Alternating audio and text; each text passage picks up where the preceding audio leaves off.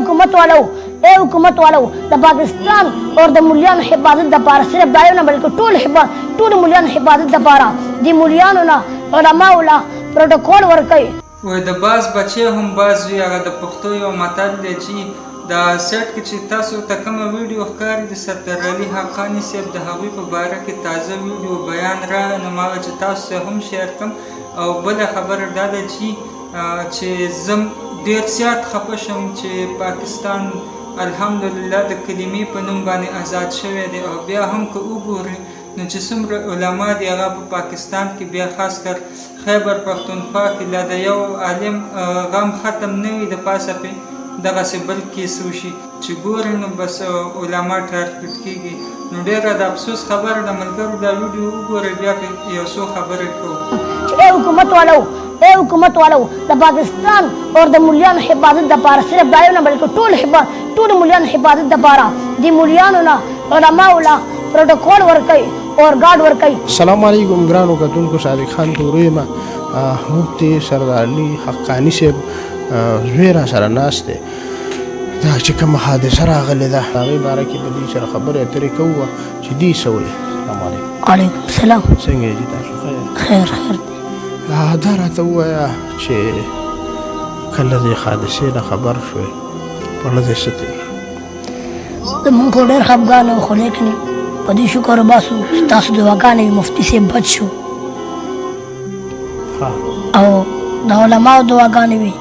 ګوره لیکن په دې باندې چا ایکشن نه اخیستو، په دې ډېرو کسانو بیا ایکشن واخیستو، لیکن د اعظم طارق شهید رحمت الله علیه په هغه باندې ګولو غلبېلې شو.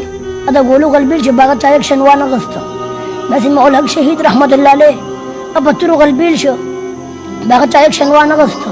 یا حسن جان شهید رحمت الله علیه هغه په ګولو غلبېل چې باغه چا ایکشن وانه اخیسته. نن د هغه نه ورو خبره رمخکې راځي مفتي سردار حقاني صاحب ته خبره راله، لیکن نن دې په چاقو باندې غلبېل شوی دی، خو لیکن دومره معمولي دی لګېدلی، خو بیا هم په علم ګزار شوی دی. دا ولې شوی دی؟ د څه قتل کړو، دا مجرمو د حق وینا صحیح نه وکړې، سپینې نه وي تورې به وي، څه خبره ودې کړي د به حق وینا صحیح نه کوله، حق خلاف و، ختم نبوت خلاف و، د اسلام خلاف و، که د دین خلاف و. لیکن زه دا ویل غواړم دوی ته حکومت دپاره هم دا ویم چې لیکن مفتي صاحب حفاظت دپاره د پاکستان صرف دا یو مفتي نه څومره مولیان چې دي، لیکن د دې نه مخکې به د دې نه بعد که موږ په دې باندې اکشن وانه اخیسته، لیکن بعد کې بیا د دې عالم نه خبره لاړه شي، د مفتي سردار صاحب نه به خبره لاړه شي، بل عالم نه به ورشي، دا بیا ورو مخکې خبره چلي. لیکن نن موږ په دې اکشن واخیستو سبا به دا مسله نه جوړېږي انشاءالله. خو لیکن د دې عالمانو حفاظت دپاره د دې استادانو حفاظت دپاره د حکومت دا یو خبره کول غواړم. عمر څومره؟ 11 سال. او سبق مې حفظ دې کړی؟ 19 بارې مې ویلي. او مخکې سبق مې په حفظ دې یادې کړي؟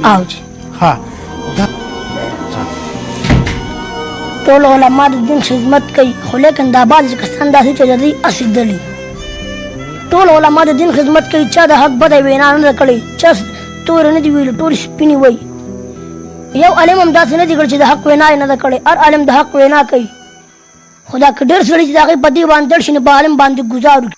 یقینا ملګرو، څنګه چې تاسو دا ویډیو وکتله موږ د دې خبرې سره اتفاق کوو چې علماو ته دې تحفظ ورکړی دی. دا زموږ علما دي، زموږ د راتلونکي نسل چې کوم دی د هغوی رهنمایي کوي او ښې خبرې کوي. جي کله هم داسې څه غلطې خبرې نه کوي، خو بدبختي دا ده چې مسلمانان په یو بل باندې داسې غلط الزامونه لګوي چې هغه خبره پکې دې ته راورسېږي دا چا چې قاتلانه حمله په مفتي صاحب کړې ده دا هم څه هندو نه دی او نه سیک دی او نه د بل ملک نه راغلی، هم د دې خاورې دی، د دې ملک دی او مسلمان دی.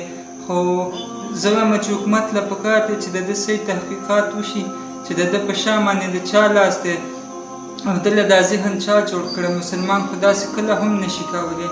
خو زه لعنت وایم د ده په دې سوچ باندې. ملګرو که اتفاق را سره کوئ نو ویډیو شیر کړئ، د ویډیو پوره کتلو ډېره مننه. نورو ویډیوګانو د بار بشیر خان افیشل پیج لایک، چینل سبسکرایب. وسلام.